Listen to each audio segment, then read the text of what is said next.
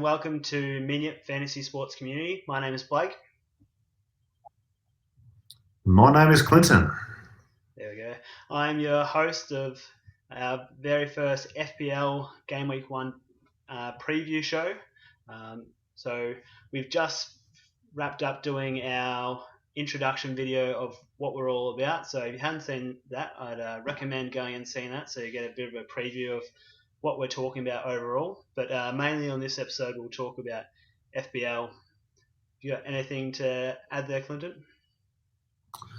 Yeah, obviously the fact that we are Minyip Fantasy Sports Community, and we're obviously covering other sports, but this is our first actual show about a specific sport. So looking forward to talking about FPL.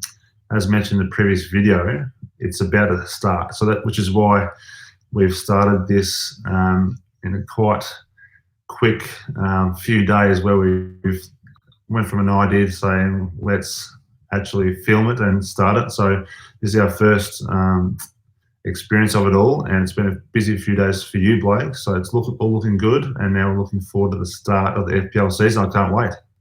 Yeah, it'll be interesting to see how this comes through. I've got very minimal YouTube or video creating experience, so take it easy on me for a start. We'll see how we go.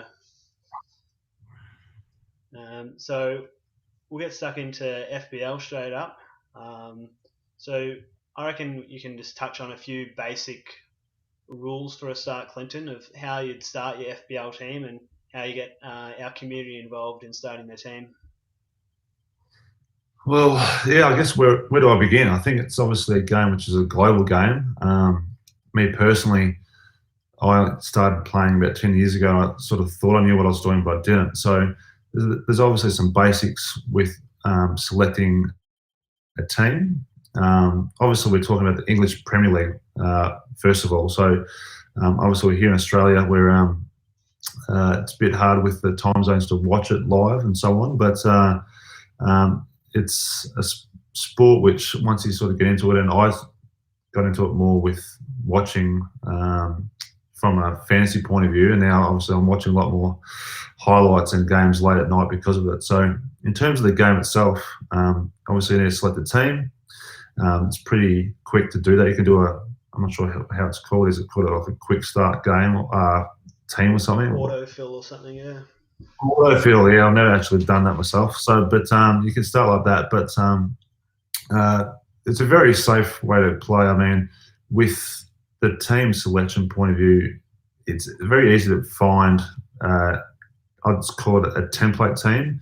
There's a lot of people who now there's lots of content out there from a Twitter point of view or YouTube videos of what we're doing, but also on podcasts. But there's a lot of content out there. But you select a team, and it's easy to pick teams or follow the template when you can, as you're picking the team, you can see how many people, what percentage of those players are picked by every FPL player. So that's the easiest way to start a template team.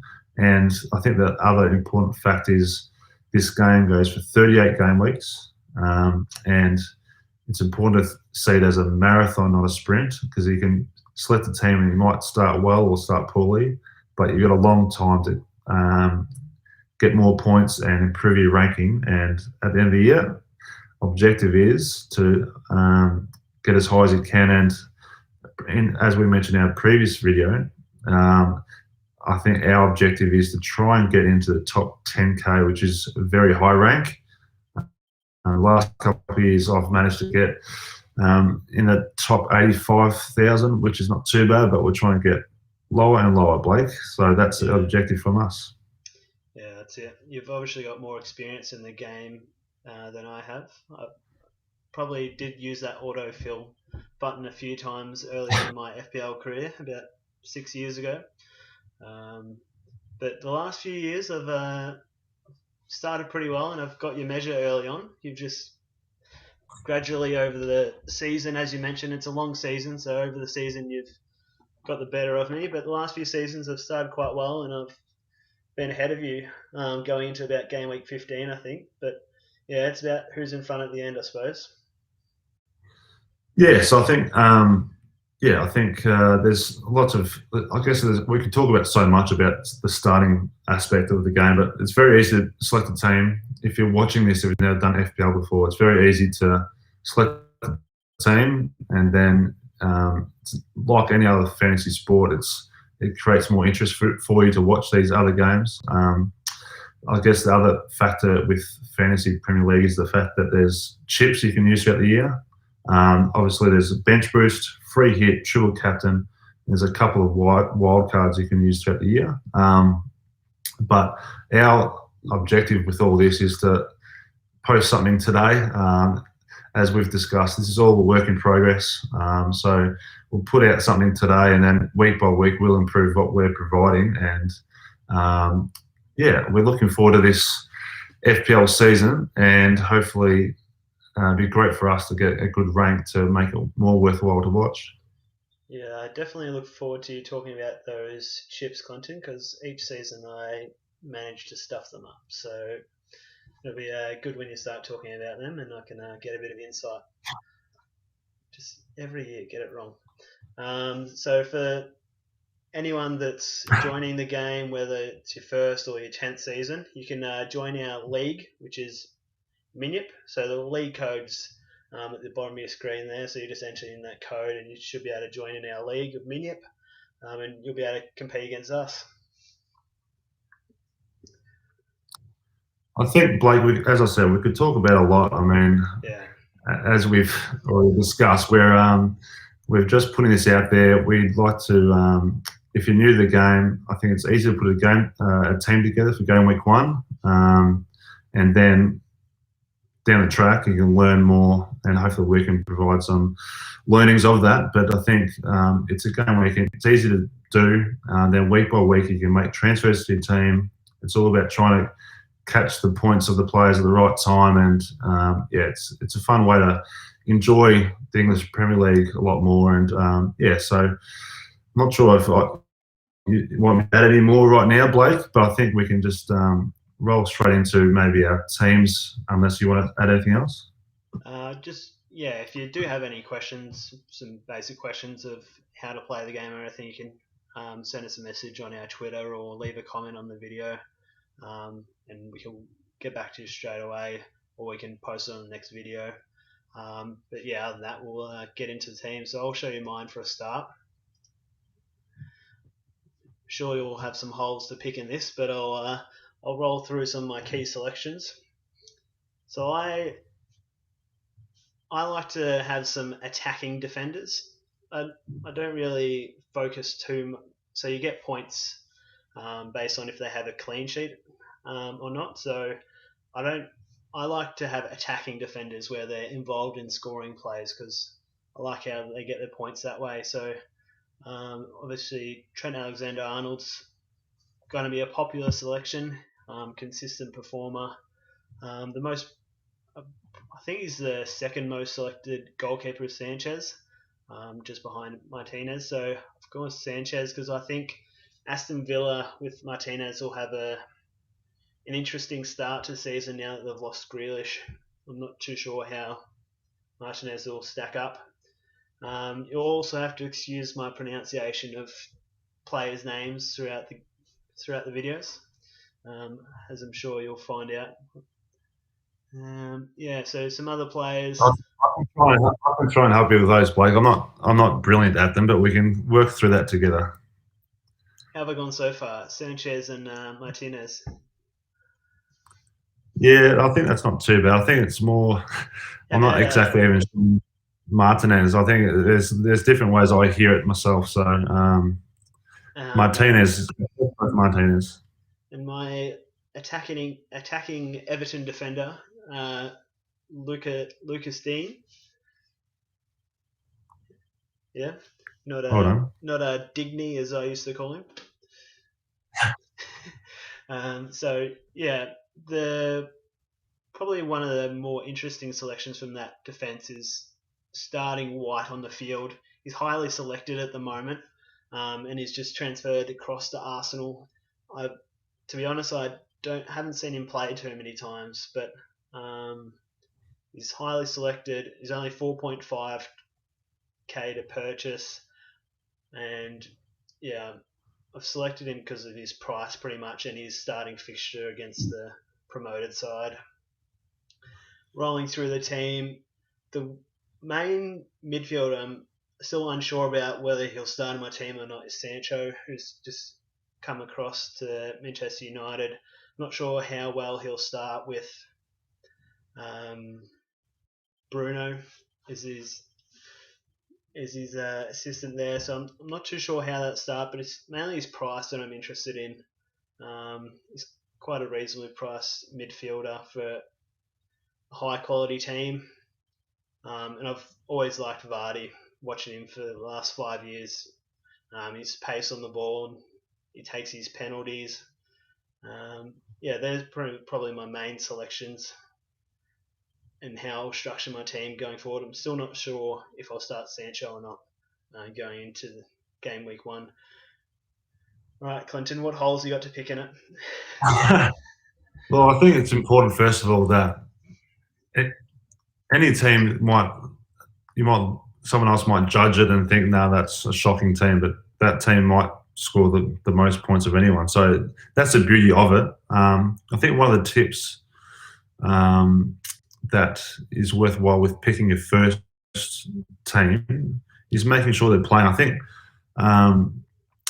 it's important to consider the fact that between seasons there was the Euros, so a lot of players were playing pretty much football the entire time, and I'm not sure how long ago it was that England lost to Italy in the final, but it's not that long, and some players obviously had a couple of weeks off and then I was straight back into training, so there's a lot of players who will be maybe not playing straight away because of that. So Sancho, I think, potentially is one of them. So arriving at a new club, and there's several players, even like Harry Kane. So that sometimes those percentage of teams that they've picked in doesn't necessarily reflect the fact that they're starting game week 1. So Sancho, I'm not convinced is a definite starter for this week. So that's what I'd be careful of.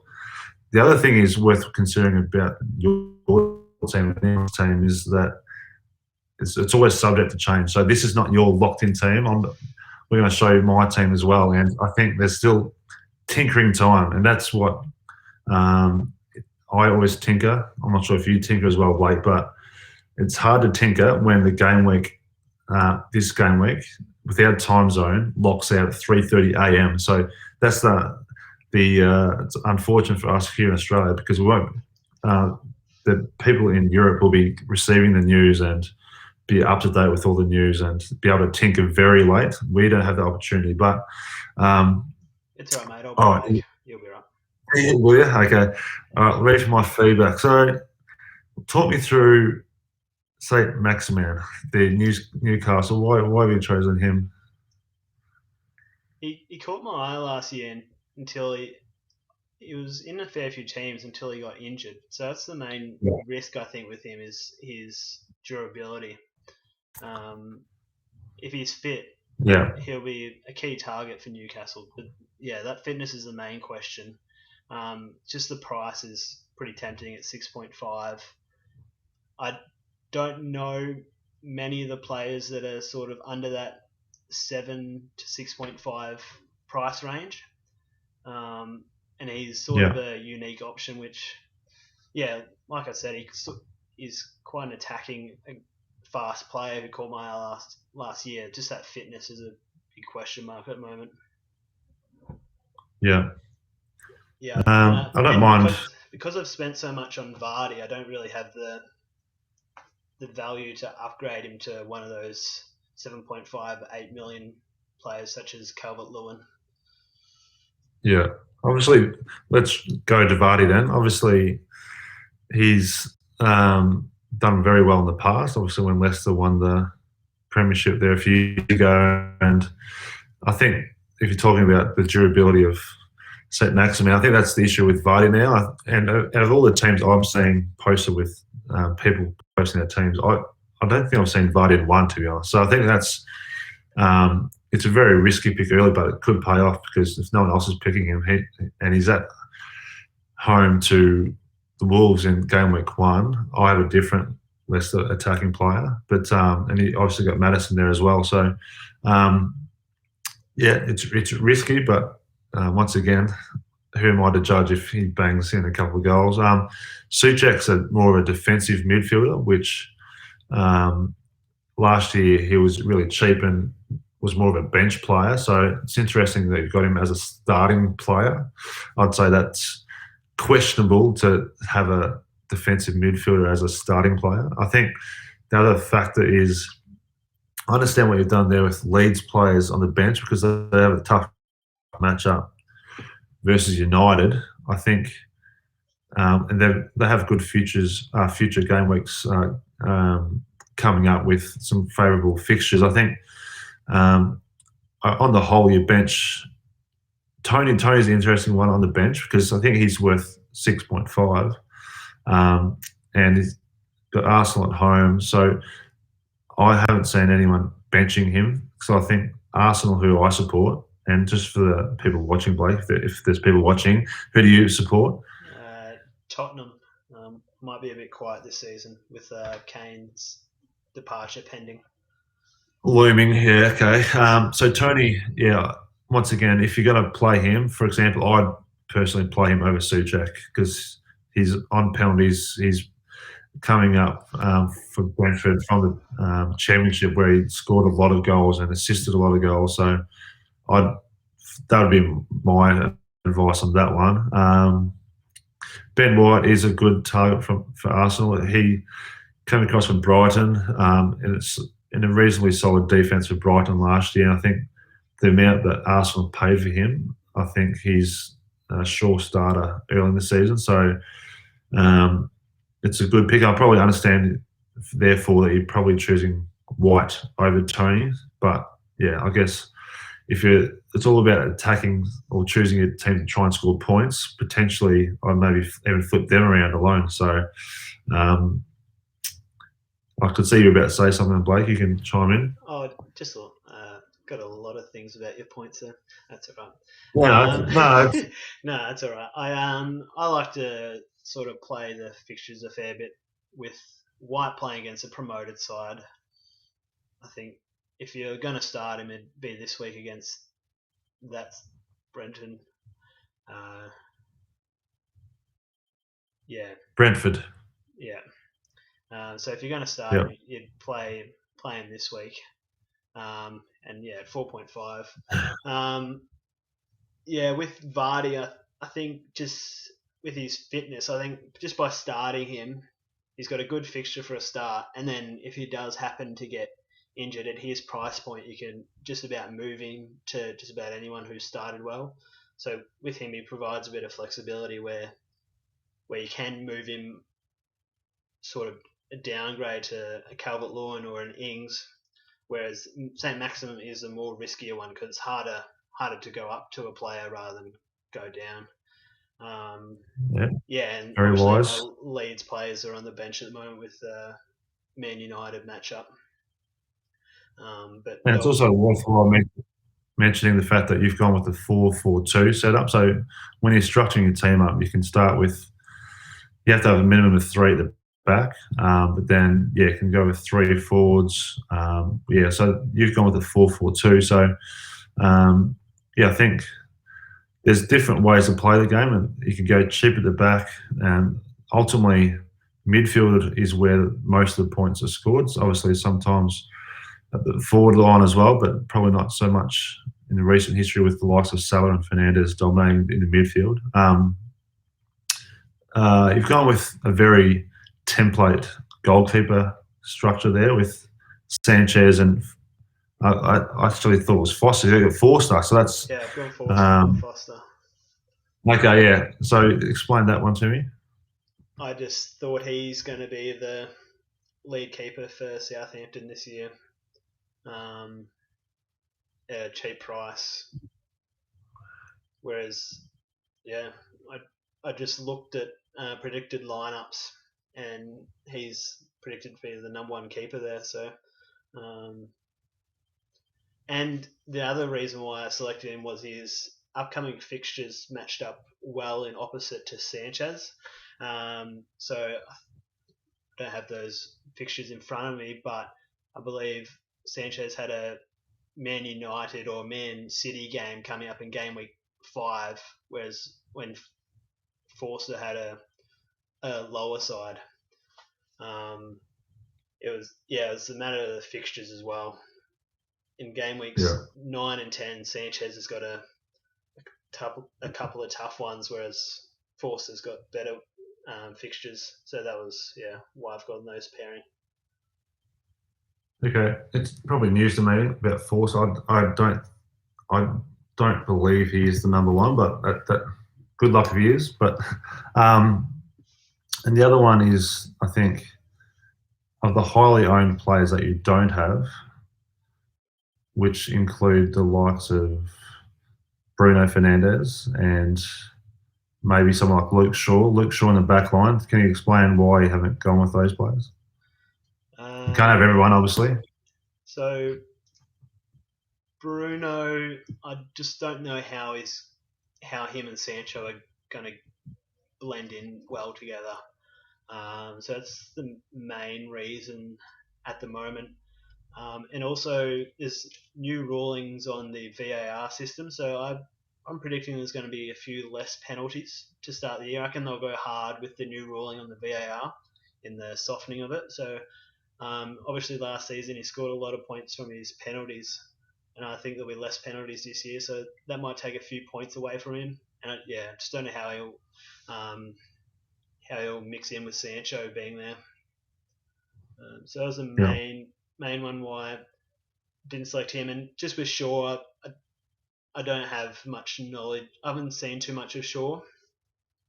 And whereas if I was to select a Manchester United defender, I'd probably go Wan-Bissaka because I've just seen a lot of him play, and he scored more points last season. Yeah, so Shaw has had a bit of a history with injuries, but last year was quite fit for the majority, but he missed a little bit with injury. But he had a good season. He's more an attacking player. Wan-Bissaka is more a defensive defender, but then he also had a really good Euro tournament, so that's why he's so popular right now. And the other thing is, being a Manchester United defender at that price of 5.5, that's why everyone sees it as such a good price to jump on. So, well, is Shaw in your we'll soon find out. It's not in my team either. So, okay. Well done, Blake. Good luck with that team. I'm sure potentially you'll tinker. So, there'll be a lot of tinkering involved. I expect this team to look remarkably similar to one of my mates who seems to copy my fantasy team in every single format. So I'm guessing this will be James's team by Saturday, and mine will be different. So I'll flick over to let's go across to your team now. Sure thing, Blake. I'm not sure what we just spoke about, but I just want to mention the fact that we are a work in progress. So if there's any technical issues, we'll work through it, and week by week we'll improve, won't we, Blake? Just like our ranking. So there's my team on screen. Gone with a bit of a unique goalkeeper, and this is another pronunciation which is hard to pronounce, but Melier I think it's how they say it, is the Leeds goalkeeper. In the back there, I've got a couple of Liverpool defenders, Trent and Tsimikas, which is the replacement for Andy Robertson, who got injured last weekend. So he'll be playing for Liverpool for the next several weeks. So I think he's a bit of a gift at 4.0.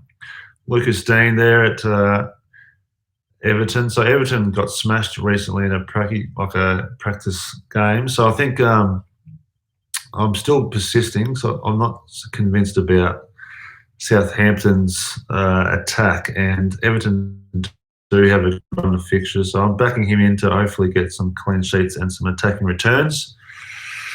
Into the midfield, Salah is self-explanatory. Mahrez is a bit of a risky pick He can be so good or so bad in terms of fantasy points, but with the few of the Man City players either injured or not ready to go, I'm expecting him to get some points early in the season.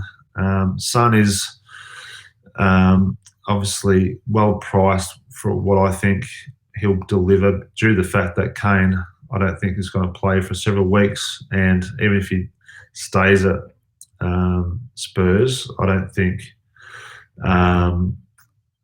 he'll interfere much with what Son's output's going to be. So I think Son is a really good option early in the season, despite the tough fixture first up. Barnes is my midfield choice for Leicester. I think he's a really strong attacking player, and I think with their fixtures, and especially the first fixture, I'm expecting him to bang in some points. Up top, I've got Antonio, who I think is a sure thing to start really well. I think he is a risky pick in the season when he potentially can pick up injuries, but I think he'll obviously lead the line there at West Ham, and I think he'll score well early in the season. Ings has just moved from Southampton to Aston Villa, and there's a bit of an injury risk with Watkins, so I think Ings will be their main man. They've got 3 really good fixtures to start the season, so I think he'll come in and really make his presence felt at Aston Villa. And then also Tony's the player there at Brentford, who is in itself is a bit of a risky pick, but I think he's so cheap, and for what he potentially could deliver, I think, being an Arsenal fan, I think there's every chance that Arsenal start off poorly, which they've done in previous seasons, and he'll be the man who does, I think, score some points there for Brentford. My bench, Sanchez is on my bench. I'll explain this a bit more in a sec. Amati or Amity, it depends on where you're from, how you say it, but I think he's going to be a 4.0 who starts for Leicester. So I think he'll potentially start there for the first few weeks. There was an injury there, so he'll slot in hopefully. And Veltman and Basuma are also from Brighton, and they're on my bench. And I guess I need to explain straight off the bat, Blake, that with the chips, obviously the advice really is to hold them and save them for later in the year. But this team, I'm going to use the bench boost straight up. And the reason for that is it's to use your bench and see that those points come in. And later in the season, you can mould your team, and it's difficult later in the season. There's going to be some really expensive players in the game, and I think later in the season it's going to be more difficult to get a playing good bench. And the chip itself, at the end of the day, it's not a very important chip, I don't think, because if you score anywhere between 10 to 15 points, yeah, you've done okay. If you get 20 and above, yeah, it's good, but it's one that I can just get rid of, and hopefully Brighton come through with the goods and keep a clean sheet. And Basuma's a very good player, but he's unlikely to get an attacker in turn. But Amati, I think I'm backing in Leicester to get a clean sheet. So I think my thinking is just to get that chip out of the way and hopefully have 4 players that are playing. Hopefully they can all score okay. So I've sort of adjusted my team a little bit of late to accommodate for that bench boost and get it out of the way. I don't need to worry about it. So then late in the season, I'm not trying to adjust my team a lot to try and get those bench boost points. It's over and done with. Then I can just focus on my team week in, week out for the rest of the year. So that's my thinking there. And yeah, go for it, Blake. Let me know what you think of all that. So pretty much you've gone with a risky team because you've heard how I've been beating you early on in the season the last few years, and you just need to get that few extra points to start off the year, is what I'm hearing. No, that's definitely not true. I think I didn't take you into any consideration of my bench boost, but in terms of, I'm not sure about risky team. I think my entire starting team was pretty much locked in like that, and then I had ways of keeping 0.5 or just spare, and that's starting with a 4.0 goalkeeper. But I decided I may as well, I think, pay up for Sanchez, and then Sanchez and Melier can rotate if needed over the course of the first maybe 6 to 8 game weeks. And the likelihood is by that stage there's going to be some big hitters and potentially Harry Kane. Lukaku is going to be at Chelsea, and they're almost going to be must-haves in the not near too distant future. So I think we'll be ripping up our teams and changing them in about a month anyway. So I think I'm sort of going a bit hard early, and then I think we're all going to be potentially wildcarding soon anyway. So I'm thinking, I think I've got a good balance, and I think it's risky. I think it relies on Brighton to go okay for that bench boost to work, but I think it's well balanced to still score well in the first few game weeks, and then I can make some slight tweaks, or if those other big hitters are coming in scoring well, I can adjust it pretty quick with a wild card.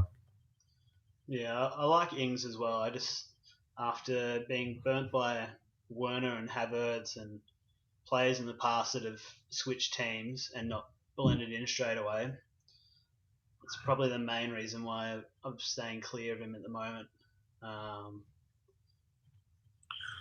He's up to over 30% owned, and I think one thing you can guarantee from him is he's an experienced player, and he'll want to start well, and he's going to be their focal point, I believe. So, especially obviously, I'm not convinced.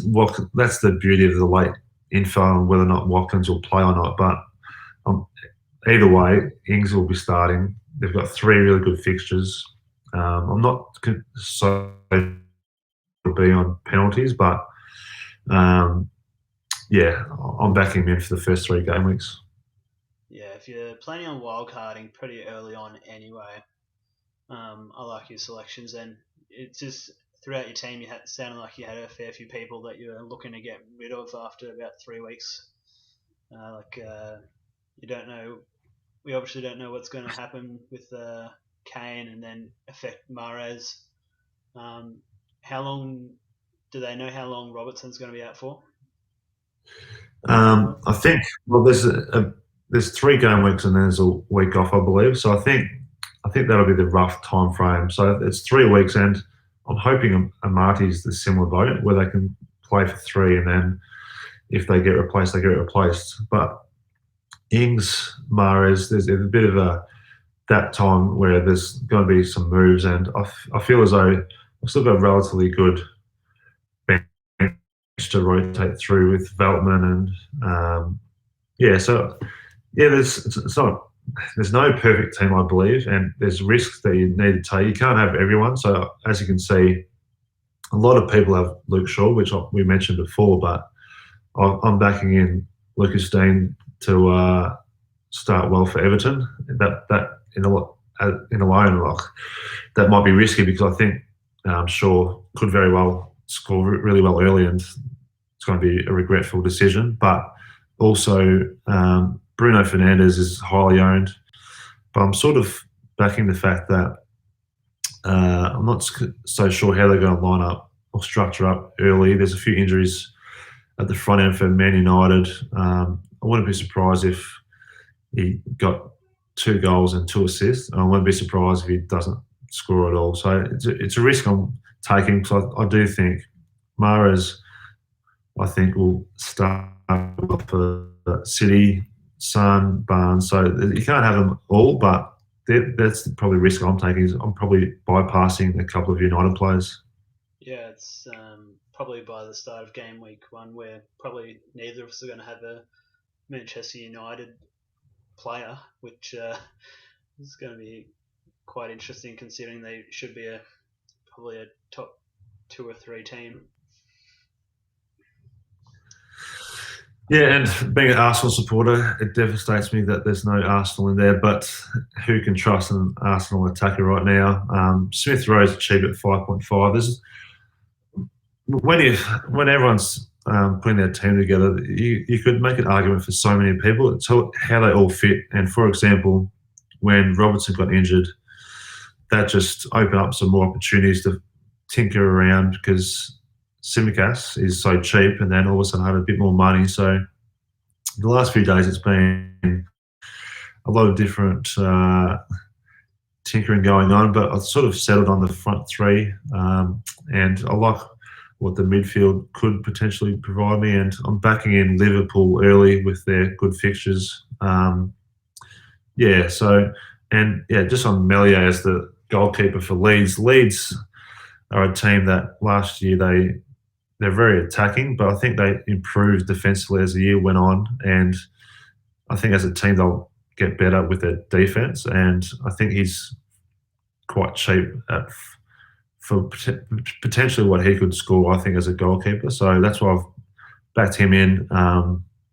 Who knows? I think when I do the wild card in a month or so time, I think I'll be going to a 4.0 bench goalkeeper. And then the question will be if I continue with Melier or Sanchez. But traditionally, a lot of people just back in a 4.5 goalie, 4.0 bench goalie. But with the bench boost I'm doing, Blake, I needed 2 starters, and that's what I've gone for early. So, as I said, it's just a chip that I'm happy to just get rid of, and I'd rather use it now and not have to worry about it later in the season where you either adjust to it or you have to adjust after it, and then you can sort of leave yourself with some selection dilemmas with bench points coming in, and you can't. Yeah, so I think I'm happy to get rid of it, and that's my reasoning. And it's probably going to backfire, but I'm happily use it. So get it over and done with.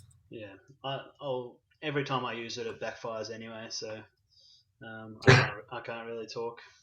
I suppose that's the good thing about this game with the players that are being injured and uncertainty of transfers and new players into the team at the moment, that not everyone will have the same team going into game week 1. I suppose early on, a lot of people would have had Watkins or Calvert-Lewin, and just with the flags above their heads at the moment of injuries, it's forcing people to do other moves. And if Kane had already arrived at City, like, everyone would have him as their striker because he's going to be very dangerous from there. So I suppose that's the good thing about this game, is these injuries and team uncertainties creating people to make riskier or unique decisions for their starting lineups. And I think on top of that, as I said earlier, it's a marathon. So there's a very safe way to play, and that's to create the template team, and that's the players that everyone's picking. And then you can make some slight tweaks along the way further down the track. So there's a safe way to play, and there's fantasy managers that do that and end up with very good ranks because they just make smart decisions, and they're template players for a reason because they're likely to score points, and everyone's choosing them for a reason. So you can go with the crowd and it's go well, but if you go too risky and have too many differential picks, is what they're called, it might work for one game week, but then it might backfire for the next 4 or 5. So it's all about the risk versus reward of it. And the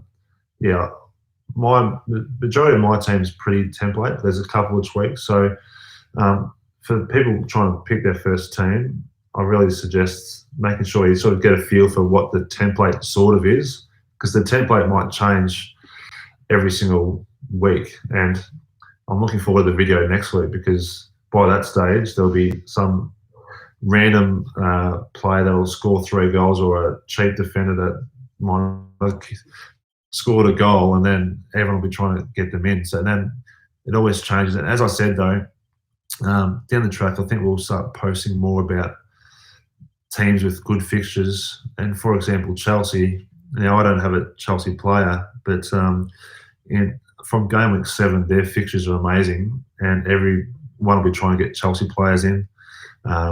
Leeds fixtures really improved from about game week 3. Aston Villa's turned to rubbish after game week 3. So there's lots of tweaks along the way, but I think from the get-go, there's the smart way to do it is probably play safe and get those template players. But then you don't want to be. I don't think it's a fun way to play, just going template. So I think the beauty of this game is you can do it to whatever pleases you, and I think it's important to make it fun. If you want to take risks, but be prepared. If you want to enjoy the entire season, it's probably more fun to make sure you're sort of seeing those points come through for your team. From your team there, Clinton, who are probably the top 4 players that would be in just about every fantasy player's team? Of my team, you said? Yeah, of your team. Well, I think Trent is for his price, he's the most expensive defender, but he is the most capable to. I think Liverpool's the big unknown this year. They were quite poor defensively last year, but I think we'll start seeing them back to their best from a couple of seasons ago. And I think he's one who temporarily did leave my team, but I think he's one that you regret not starting with. Mo Salah is the most obvious one to start. I think if you look at his record of the last few seasons, especially considering last year Liverpool didn't have a great year, but he still scored so many points. So I think, and with Liverpool's fixtures, he's it's never a sure thing, but I think he's bound to score well early. The other thing, just before I go on, we haven't really touched on it, how important the captaincy is. So the captain of my team was Salah, and it was the same for you, yes, Blake? Yeah, correct. Yeah, so I think the captaincy, and I think when you're looking at your team, it's really important to look at the game weeks ahead and thinking who you're going to captain. So the reason I don't have Bruno is I'm quite happy to back in Salah for the majority of those first few fixtures. Some people are looking at Fernandes for a captaincy game week. I think it's 4 especially, but captaincy is a really important part of the game that you need to look ahead to and making sure you're sort of planning who you might captain. But yeah, back to my thing. I think, there's a bit of unknown about Kane. So I think he's not necessarily a must-have, but I think he's a very good chance to score well. And Antonio, I think, is one who I think is bound to score well early. So there's a few there, but I think the beauty is you can make an argument for lots of different players, and you've probably taken a risk with Vardy, but there's a lot of people who have the template team, but if you have got a few tweaks and they score well, you've got the head start. So that's the fun part of it. Yeah, absolutely. I think it worked well for me last year, having a few sort of differential players such as Ward-Prowse. Not many people had him early on when I did, and it paid off early on for me. So yeah, you just never know which of those players are going to pay off. Well, it's been good, Blake. I think it's that time of the year again. I think this is the most exciting part of the year, sorting out your first team for the year. So yeah, hopefully we can improve on whatever we're delivering here every week, and hopefully we will be showing you the review, our performance for the weekend, how do we score, providing some stuff about what are the smart transfers to make, and we'll touch more on that next week about price changes and so on. So right now we just wanted to put something out there. It was meant to be quick, but it's probably gone on for longer than what we thought, but at least show our teams and then present more next week. And yeah, it's a fun time of the year. Probably one other quick thing to touch on, just very quickly, Clinton, would be transfers. So you only get 1 transfer per round. You can bank 1 and then save it for the next round. So you have 2, but you only have maximum 2 at a time. It's not exactly true. You get 1 free one. That's what you should say. So you get 1 free one you could change to your team. You can do as many changes as you want, but you do lose points for making more than 1 transfer. So that's where, yeah. And I think for now we'll touch on that more next week, because I think that's when people will be making transfers. So what we should suggest is after game week 1, don't make any transfers until late in the week. Although at the start of the year, at the start of the season, when there's so many people playing the game, everyone makes a lot of changes very quickly, and that does mean that the prices of the players do change rapidly. So there's a smart way to do is just to wait and get all the information and make transfers late, but also there's an element of, those prices do change quick. Yeah, I thought I'd just touch on that quickly because we don't want our audience watching game week 1 and then making 10 trades without knowing it's going to cost them. So I thought I'd just touch on that quickly. All those millions of viewers that will be watching in. So subscribers, yeah. You can't have them making too many mistakes early on. So, all right, Clinton, it's been good talking with you, and we'll do it again shortly. Good stuff, Blake. Good luck with your team. Absolutely. Thank you. Good luck to your team. Like always, you can like and subscribe to this channel and stay tuned for more videos shortly. So we'll see you in the next video.